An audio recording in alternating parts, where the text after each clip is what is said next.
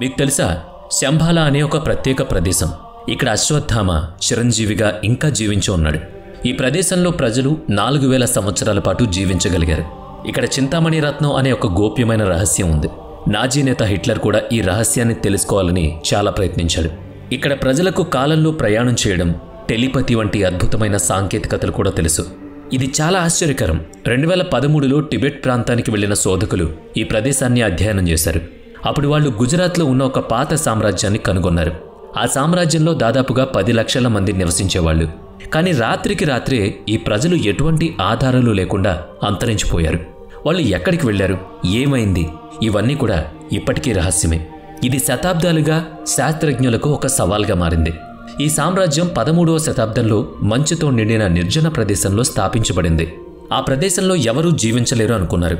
కానీ సమయం గడిచే కొద్దీ 15వ శతాబ్దంలో ఈ ప్రాంతం సంపదతో నిండిపోయింది. అప్పట్లో ఈ ప్రాంతంలో కనీసం 1,00,000 మంది కూడా ఉండరని భావించారు. కానీ అక్కడ 10 లక్షల మంది సంతోషంగా ఉన్నారు. ఈ సామ్రాజ్యానికి సంబంధించిన ప్రజలు ఎప్పుడూ శంబాలా నగరాన్ని తమ విజయానికి కారణమని చెప్పేవాళ్ళు. ఈ నగరం హిందూ బౌద్ధ మతాలకు పవిత్రమైందిగా గుర్తించారు. 1673లో లడాక్ రాజు ఈ ప్రాంతంపై దాడి చేశాడు. ఇది ఈ సామ్రాజ్యంపై జరిగిన ప్రధాన సంఘటనల్లో ఒకటి. లడాక్ రాజు తన సైన్యానికి ఆదేశాలిచ్చి ఈ సామ్రాజ్యంపై దాడి చేయమని చెప్పాడు. కానీ ఆ రోజు ఉదయం సైన్యం నగరాన్ని చేరుకున్నప్పుడు నగరం పూర్తిగా ఖాళీగా కనిపించింది. దాదాపుగా 10 లక్షల మంది రాత్రికి రాత్రే ఎటు వెళ్లారు ఎవరూ ఊహించలేకపోయారు. ఇది ఒక పెద్ద రహస్యంగా మారింది. నగరంలో భూగర్భ సొరంగాలు కనిపించాయి. ఈ సొరంగాలు 1 నుంచి 2 కిలోమీటర్ల మేర విస్తరించి ఉన్నాయి. ఆ నగరాల్లో అంతకుముందు రాకపోకలు జరిగాయని కొన్ని సంకేతాలు కూడా కనుగొన్నారు. కొన్ని సొరంగాలు దెబ్బతిన్నాయి. వాటిని ఎవరో ఉద్దేశపూర్వకంగా నాశనం చేశారని భావించారు. కానీ సొరంగాల లోతైన భాగాల్లో ఏం జరిగింది, ఎందుకు నాశనమయ్యాయి అనే విషయాలు ఇప్పటికీ ఎవ్వరికీ తెలియదు. ఇక్కడ హనుమాన్, అశ్వత్థామ వంటి చిరంజీవులు, మహానుభావులు నివసిస్తుంటారు. శంబాలా ప్రజల వద్ద అసాధారణమైన బుద్ధి, ఆధునిక సాంకేతికత ఉంటుంది. వాళ్ళు కాలంలో ప్రయాణం చేయగలరు. టెలియోపతి చేయడం, ఇతర గ్రహాల జీవులతో కూడా సంభాషణ చేయడం వాళ్లకు సులువు. శంబాలా గురించి వివిధ పురాణాల్లో మరియు ధార్మిక గ్రంథాల్లో ప్రస్తావన ఉంది. ఇది హిమాలయాల్లో కల ఒక ఆధ్యాత్మిక ప్రదేశం. ఆధ్యాత్మిక విలువలకి మరియు ఆదర్శాలకు నిదర్శనం. టిబెట్ బౌద్ధ మతం, హిందూ ధర్మం మరియు ఇతర పురాణాల ప్రస్తావన ద్వారా శంబాలా ప్రాముఖ్యత విశ్వవ్యాప్తమైంది. ఇది పవిత్రత మరియు ఆధ్యాత్మికతకు చిహ్నంగా ఉంది. శంబాలా అనేది టిబెట్టి బౌద్ధ మతంలో ప్రత్యేకమైన ధార్మిక, ఆధ్యాత్మిక ప్రాధాన్యత కలిగిన ప్రదేశంగా పరిగణించబడుతుంది. ఇది ఒక దివ్య నగరంగా భావించబడుతుంది. ఆధ్యాత్మికత, శాంతి, దయ, జ్ఞానం యొక్క ప్రతీకగా నిలుస్తుంది. బౌద్ధ మతంలోని ముఖ్యమైన గ్రంథాల్లో ఒకటైన కాలచక్ర తంత్రంలో శంబాలా గురించి వివరించబడింది. ఈ గ్రంథం బ్రహ్మాండం, కాలం, మానవ చైతన్యానికి సంబంధించి వివిధ అంశాలపై ఆధారపడి ఉంది. శంబాలను ఈ గ్రంథాల్లో పవిత్ర నగరంగా వర్ణించారు. ఇది గొప్ప సంస్కృతికి నిలయంగా ఉంది. భవిష్యత్తులో ఈ ప్రదేశం గురించి ఒక ప్రాధాన్యత ఉంది. అందులో శంబాలా రాజు అప్పటి అంధకారాన్ని తొలగించి ధర్మాన్ని పునరుద్ధరిస్తారని చెబుతారు. ఈ రాజును రుద్రచక్రం అనే పేరుతో పిలుస్తారు. ప్రపంచం అశాంతి, అజ్ఞానం, అర్ధహీనతతో బాధపడుతున్నప్పుడు ఈ రాజు బయటకొచ్చి ధర్మాన్ని పునరుద్ధరిస్తారని టిబెట్టి బౌద్ధమత గ్రంథాలు చెబుతున్నాయి. ఈ మహత్తర రాజు ఆశీర్వాదంతో ధర్మాన్ని మళ్లీ స్థాపించడమే కాకుండా అంధకారాల్ని తొలగించొచ్చట. ఈ ధార్మిక కథలు కాలచక్ర దీక్షతో కూడా సంబంధించబడి ఉన్నాయి. ఇది శంబాలా ఆధ్యాత్మిక ప్రాధాన్యాన్ని మరింతగా పెంచుతుంది. శంబాలా అనేది బౌద్ధ మతంలో, హిందూ ధర్మంలో చాలా పవిత్రమైన ప్రదేశంగా భావించబడుతుంది. బౌద్ధ మతంలో ఇది కాలచక్ర తంత్రం ద్వారా ప్రసిద్ధి పొందింది. శంబాలా గురించి సాధకులు ఆధ్యాత్మిక శక్తిని పెంచుకునేందుకు తెలుసుకుంటారు.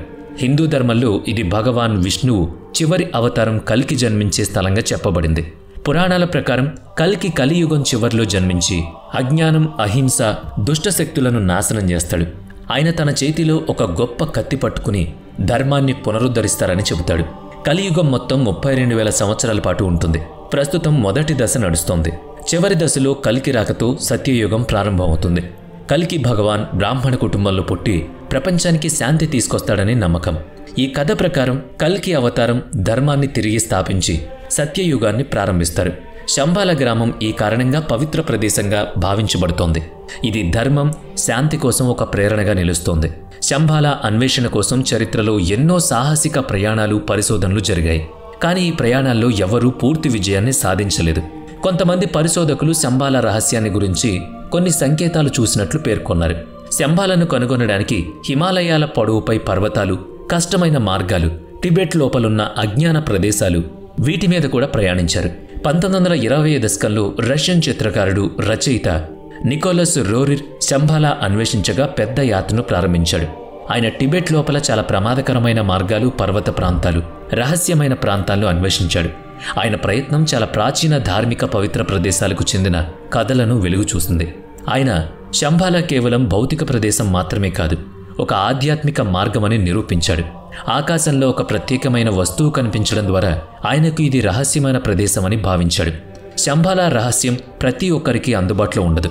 ఇది కేవలం నిశ్చల హృదయం, ఆధ్యాత్మిక చైతన్యం కలిగిన వారికి మాత్రమే తెలుసుకునే ప్రదేశం. భవిష్యత్తులో శంబాలా మానవ జాతికి మార్గదర్శకంగా ఉండి శాంతి, ధర్మాన్ని ప్రోత్సహిస్తుందని నికోలస్ నమ్మాడు.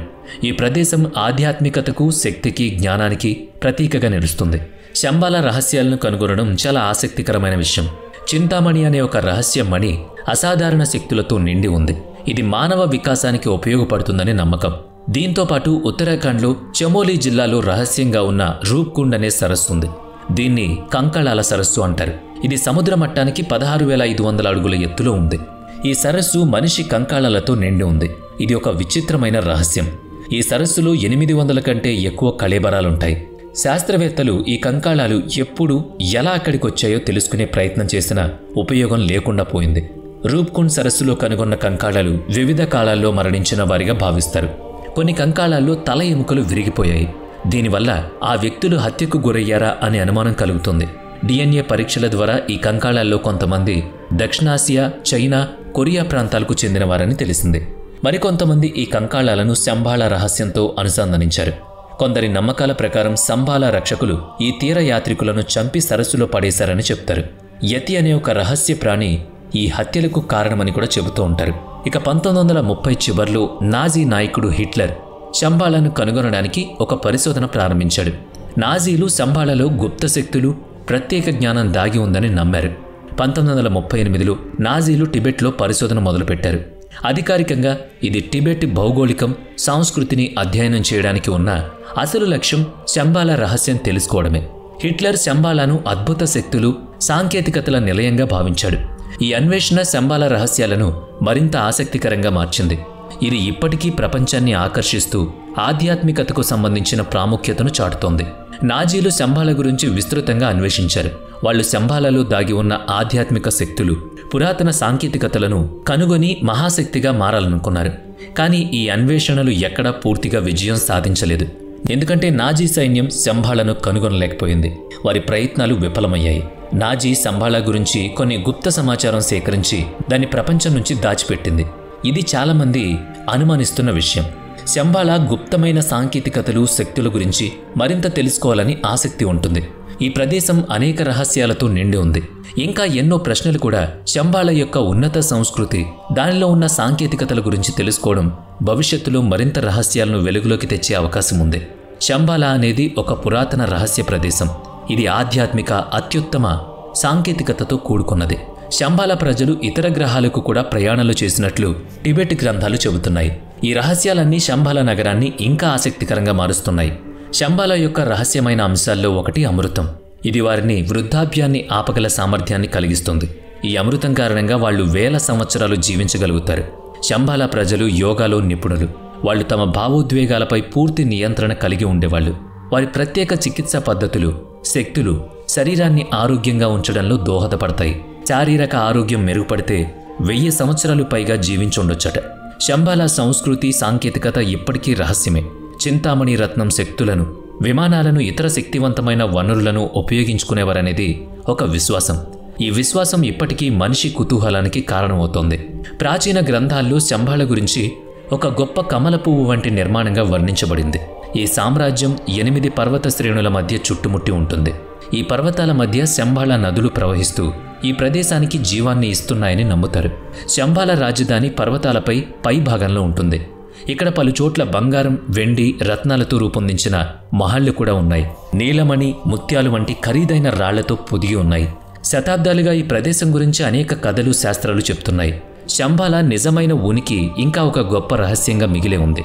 శంబాలా గురించి అనేక పరిశోధనలు జరిగాయి, కానీ ఇప్పటికీ దాని నిజమైన స్థానం ఎక్కడుందో ఎవ్వరికీ తెలీదు. టిబెట్ విశ్వాసాల ప్రకారం శంబాలా హిమాలయాల లోతైన ప్రాంతాల్లో ఉందని చాలా పెద్ద నమ్మకం ఉంది. ఇది ఒక రహస్యమైన పవిత్రమైన స్థలంగా పరిగణించబడుతోంది. శంబాలా భౌగోళిక స్థానం చాలా రహస్యంగా సురక్షితంగా ఉందని నమ్ముతారు. దీన్ని కేవలం శుద్ధ హృదయం ఆధ్యాత్మిక జ్ఞానం కలిగిన వారే చేరుకోగలరని చెప్తూ ఉంటారు. మరి నిజంగానే శంబాలా ఉందా? ఉంటే దాన్ని మనం కనుగొనడం సాధ్యమేనా? కామెంట్ చేయండి. వీడియో నచ్చితే లైక్ చేయండి, షేర్ చేయండి. ఇప్పటి వరకు మన ఛానల్ని సబ్స్క్రైబ్ చేయనట్లయితే ఇప్పుడే సబ్స్క్రైబ్ చేసుకుని పక్కనే ఉన్న బెల్ ఐకాన్పై క్లిక్ చేయండి. నెక్స్ట్ వీడియోలో మళ్ళీ కలుద్దాం. Thanks for watching.